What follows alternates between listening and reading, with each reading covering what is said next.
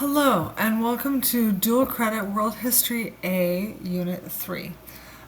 This is some super cool stuff, and we're going to see how this really changed the world and how we look at the world right now, okay?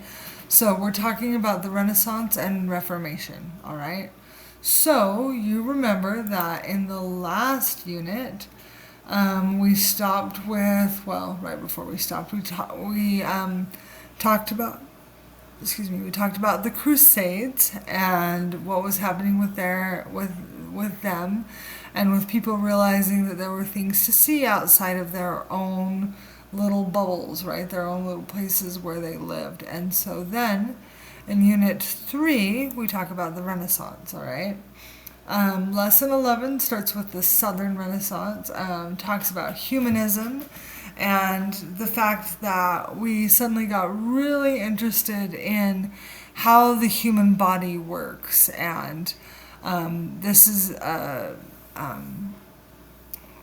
picture done by Leonardo to just kind of exhibit how the human body works, okay? And, that's where we get a lot of the statues and a lot of the drawings that come from the Renaissance is, they were kind of exploring how the human body worked. And that kind of led to Europe being awakened and stuff like that. So super cool. And then we've got the Northern Renaissance, which we talk about the Gothic Renaissance. The Gothic, which is like this right here, with all of the things that very very ornate and everything, versus the Renaissance, okay, which is more clean cut, still beautiful, but just kind of a different look, okay. Lesson 13 talks about the Protestant Reformation, and this is a really big deal. And the reason for the Protestant Reformation, we'll talk about that too, but Martin Luther put his theses on the door of the Catholic Church. And they weren't necessarily trying to say that the Catholic Church was bad and he was going to go against it, but that's what he ended up doing.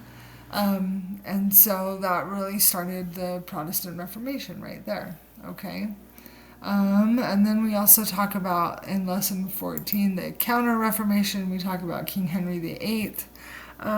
King Henry really just wanted to have a successor to replace him as the king, and so he married a bunch of times, and he wanted to be able to divorce under the church. Well, the church, the Catholic Church, would not let him do that, and so then he made his own church, being the Church of England, which we still have to this day.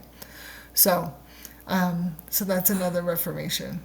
Okay, Lesson 15 talks about the brave new world, and talks about how the printing press really changed the dynamics of this, okay? The printing press, I remember in the year 2000, Time Magazine put out a thing that talked about the 2000 most influential things that had been invented, in all of history. And number one was the printing press, okay?